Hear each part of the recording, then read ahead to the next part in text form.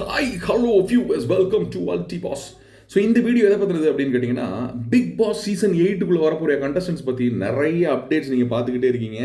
அந்த அப்டேட்ஸில் புதுசாக ஆட் ஆகிருக்க ஒரு நபர், இவர் முதல் கண்டஸ்டண்ட்டாக கூட உள்ளே வர்றதுக்கு வாய்ப்புகள் இருக்குது அப்படின்னு வந்து இப்போ பேசப்படுது. யாரை பற்றி பேச போகிறோம் அப்படின்னா, நம்மளுடைய செந்தில் சார் பற்றி. காமெடியன் அப்படின்ற ஒரு கேட்டகரியில் நிறைய பேர் வந்து வருஷம் உள்ளே வராங்க. அந்த கேட்டகரியில் ஒரு சீனியர் மோஸ்ட் காமெடியனாக உள்ளே வர்றதுக்கு வாய்ப்பு இருக்கக்கூடிய செந்தில் சார், அவர் உள்ளே வந்தார்னா என்னென்ன நடக்கும், அவர் என்ன மாதிரியான கேரக்டரு, அவருடைய லைஃப் ஹிஸ்டரி பற்றி நம்ம என்னென்ன தெரிஞ்சுக்கலாம், செம்ம ஜாலியாக இருக்க போகிறாரா, காமெடிக்கு இங்கே உள்ள பஞ்சமே இருக்க போகிறது இல்லையா அப்படின்னு ஏகப்பட்ட கேள்விகள் உங்களுக்குள்ளே இருக்குன்னு எனக்கு தெரியும். இதுக்கெல்லாம் விடையாதான் இந்த வீடியோ அமைய போகுது. சப்ஸ்கிரைப் பண்ணாத ஆட்கள் சப்ஸ்கிரைப் பண்ணிக்கோங்க அல்டி பாஸை. கண்டிப்பாக இந்த வீடியோ பிடிச்சிருச்சுன்னா ஷேர் பண்ணுங்கள், ஓகேவா?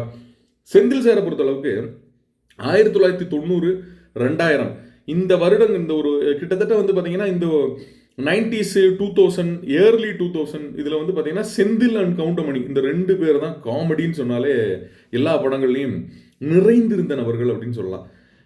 ஒரு படத்தில் வந்து ஒரு ட்ராக் ஒரு சைடு போயிட்டு இருக்கும், ஒரு கதை ஒரு சைடு போயிட்டு இருக்கும். ஆனால் காமெடிக்காகவே இவங்க ரெண்டு பேருக்கும் தனி ட்ராக் எழுதி எல்லா படத்துலையும் வந்து காமெடி இருக்கணும் அப்படின்றதுக்காகவே வந்து இவங்க ரெண்டு பேரையும் வச்சுருந்தாங்க அப்படின்னு சொன்னால் அது மிகை ஆகாது.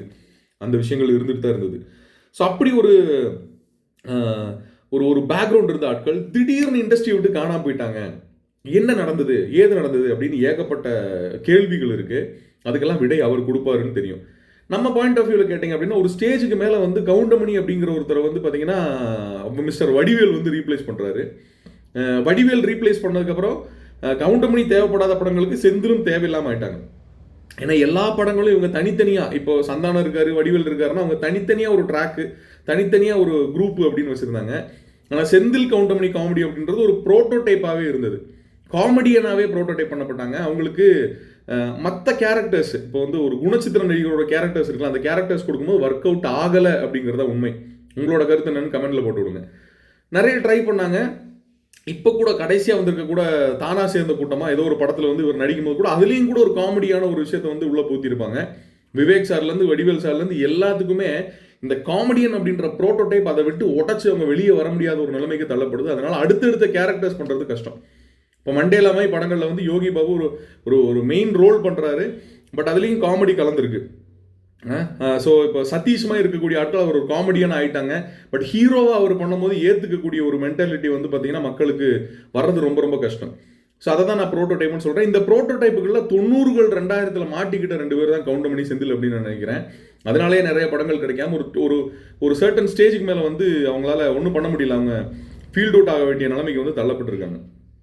சரி, காமெடியனா அவருடைய ஒரு சைடு வந்து நமக்கு தெரியும். பட் அவங்க நடிக்கும் போது எவ்வளோ கஷ்டப்பட்டாங்க, என்ன மாதிரியான விஷயங்கள் இருந்தது, நம்ம கவுண்டமணி சாருக்கும் இவருக்கும் நடுவில் ஏதாவது பஞ்சாயத்துகள் இருந்திருக்கா? எனக்கு தெரிஞ்சு ஒரு சில பஞ்சாயத்துகள் இருந்திருக்க வாய்ப்புகள் இருக்குது. ஏன்னா எவ்வளோ நாள் ட்ராவல் பண்ணாலும், எவ்வளோ நெருக்கமான நண்பர்களாக இருந்தாலும் சில விஷயங்கள் இருக்குது. அப்படி சுவாரஸ்யமான ஒரு சில விஷயங்கள் நமக்கு தெரிய வரும். ஏன்னா சண்டைனா தான் நமக்கு வந்து நம்ம அதில் தானே பயங்கர இதாகும். சரி, இப்போ அதே மாதிரி அடுத்த கட்டத்துக்கு என்ன தெரிய வரும், அவர் ஃபேமிலியை பற்றி நம்ம தெரிஞ்சுக்க முடியும். அவருடைய பசங்க என்ன பண்ணுறாங்க, ஏது பண்ணுறாங்கன்னு நமக்கு அதிக ஆட்களுக்கு தெரிஞ்சிருக்கிறதுக்கு வாய்ப்புகள் இல்லை. அதை பற்றி தெரிய வரும். இப்போ இருக்கக்கூடிய ஃபேமிலி சுச்சுவேஷன் என்னன்றது தெரிய வரும். இவருக்கு கரியரில் அடுத்த கட்டத்துக்கு போகிறதுக்குலாம் அது யூஸ் ஆகுமான்னு தெரியாது. ஏன்னா ஏஜ் வந்து ஆட்டோமேட்டிக்காக ஆல்மோஸ்ட் ஒரு 73 ஏஜ் அவருக்கு ஆயிடுச்சு. இந்த வயசுல அவர் பிக் பாஸ்குள்ளே வர்றதுக்கு ஒத்துக்கிட்டாரு அப்படின்னு வர்ற நியூஸே வந்து ஒரு சைடு நம்மளால நம்ப முடியலன்றதான் உண்மை. பொறுத்திருந்து பார்ப்போம் என்ன நடக்குது அப்படின்றத. அப்படி சப்போஸ் வந்து ஒத்துக்கிட்டாரு அப்படின்னாலும் கூட, பிக் பாஸ்குள்ளே வர ஒத்துக்கிட்டாரு அப்படின்னாலும் கூட நிறைய சுவாரஸ்யமான அவரை பற்றின பர்சனல் டீட்டெயில்ஸ், பர்சனல் தகவல்கள் நமக்கு கிடைக்கிறதுக்கு வாய்ப்புகள் இருக்குது. விஜய் டெலிவிஷன் ஒரு சீனியர் கேட்டகரியில் உள்ள ஆளை கொண்டு வரும்போது கண்டிப்பாக பிக் பாஸ் மாதிரி ஒரு ஷோக்குள்ள அவங்களுக்கு தனியாக ஒரு பிளான் இருக்கும், இல்லாமல் இருக்க வாய்ப்பே இல்லை. அது தனியாக ஸ்கெட்ச் போட்டு இவரை எதுக்கு யூஸ் பண்ண போகிறோம் அப்படின்றதுல ரொம்ப தெளிவாக இருப்பாங்க. அதில் வந்து இவர் மாட்டினார்னா இவர் வந்து ஒரு ஃபாதர்லி ஃபிகராக மாற்றி, ஏன்னா வயசானவங்க உள்ளே வந்தாலே ஒன்று அம்மா வாக்கிடுவாங்க, இல்லைன்னா அப்பா வாக்கிடுவாங்க. உள்ள வந்து பார்த்தீங்கன்னா இந்த இளசுகள் அப்படி உள்ள வந்து பார்த்தீங்கன்னா உடனே செந்திலப்பா அப்படின்னு கூப்பிட்டு செந்திலப்பாவை முடிச்சு விடுறதுக்கு பிளான் பண்ணிடுவாங்க. இவங்க தேவையில்லாத ஒரு இது பண்ணி அவங்க அப்படியே ஒரு ஓரமாகவே உட்கார வச்சுருவாங்க. அதுக்கு வட்ட பிளான் பண்ணுவாங்க. பல பேர் போய் தலையை கொடுக்குற நம்மளால பார்க்க முடியும். அப்படி செந்திலப்பாவை மாற போகிறாரா, இல்லை வந்து சேரப்பா மாதிரி தனியாக இண்டிவிஜுவல் ஒரு கேம் ஆட போகிறாரா அப்படின்றது நமக்கு தெரியல. பொறுத்துன்னு தான் பார்க்கணும். இந்த அப்பா கேட்டகரியில் உள்ள வந்த ஆட்கள் அட்ரஸ் தெரியாமல் பல பேர் போயிருக்காங்க. ஓகே, அது சிங்கராக இருக்கட்டும், காமெடியனாக இருக்கட்டும், ஓகேவா, குணச்சித்திர நடிகர்களாக இருக்கட்டும், இப்படி ஏகப்பட்ட பேர் வந்து உள்ளே வந்துட்டு அட்ரஸ் தெரியாமல் போயிருக்காங்க. அந்த ஒரு கேட்டகரியில் அந்த ஒரு லிஸ்ட்டில் இவர் வந்துருவாரா, இல்லை தனிப்பட்ட முறையில் அவருடைய கேம் ஸ்ட்ராட்டஜி அப்படின்னு ஏதாவது இருக்க வாய்ப்புகள் இருக்கா? ரியல் இங்கே பிக் பாஸை பொறுத்தளவுக்கு இதில் கேம் ஸ்ட்ராட்டஜி அப்படின்லாம் ஒன்றும் கிடையாது. ரியல் லைஃப்பில் வாழ்ந்தார் அப்படின்னு ரியலாகவே இருந்தார் அப்படின்னா அவருக்குள்ளே இருக்க கேரக்டர்ஸ் பிடிச்சா மக்கள் வந்து ஓட்டு போட்டு உள்ளே வைக்க போகிறாங்க. இல்லை பிடிக்கலையா அவர் நாமினேஷனில் வந்து ஓட்டு போடாமல் இருக்க போகிறாங்க.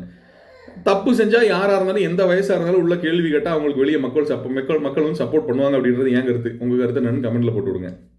ஃபிசிக்கல் டாஸ்க் போன சீசன் மாதிரி ஒரு ஆளுக்காக ஃபிசிக்கல் டாஸ்கே இல்லாமல் இந்த சீசனும் பண்ணுவாங்களா அப்படின்றது சத்தியமாக எனக்கு தெரியாது. அப்படி பண்ணாங்கன்னா ஒன்றும் பண்ண முடியாது. உண்மையிலேயே ஃபிசிக்கல் டாஸ்க் இருந்துச்சுனால் இந்த ஏஜில் அவரால் வந்து ஃபிசிக்கல் டாஸ்க்குகள் விளையாட முடியாது அப்படிங்கிறது தான் நிதர்சனமான உண்மை. ஸோ இந்த வீடியோ பற்றின உங்களோட கருத்துக்களை கமெண்ட் செக்ஷனில் பதிவு பண்ணுங்கள். செந்தில் சார் உள்ளே வந்தாருன்னா என்ன மாதிரியான விஷயங்கள் உங்களுக்கு தெரிஞ்சுக்க ஆசையாக இருக்குது, அவருடைய லைஃபோ எதை வேணா இருக்கட்டும், ஒரு சர்டன் பாயிண்ட் அவருக்கும் கவுண்டவுனிஸாக இருக்கும், அப்படி அந்த மாதிரி என்ன விஷயங்கள் நீங்கள் அவர்கிட்ட தெரிஞ்சுக்கிறதுக்கு ஆசைப்படுறீங்க அப்படின்றத கமெண்ட் செக்ஷனில் மென்ஷன் பண்ணுங்கள். அடுத்தடுத்த கண்டஸ்டன்ஸ் யார் அப்படின்றத அடுத்தடுத்த வீடியோ போடுறேன். இந்த வீடியோ பிடிச்சிருந்தா ஷேர் பண்ணுங்கள். சப்ஸ்கிரைப் பண்ணாதவர்கள் கண்டிப்பாக சப்ஸ்கிரைப் பண்ணிக்கோங்க. அல்டிபாஸ்லேருந்து நீ டேரெக்டாக ரெகுலராக உங்களுக்கு அப்டேட்ஸ் வரப்போகுது. இன்னொரு வீடியோவில் சந்திக்கலாம். நன்றி.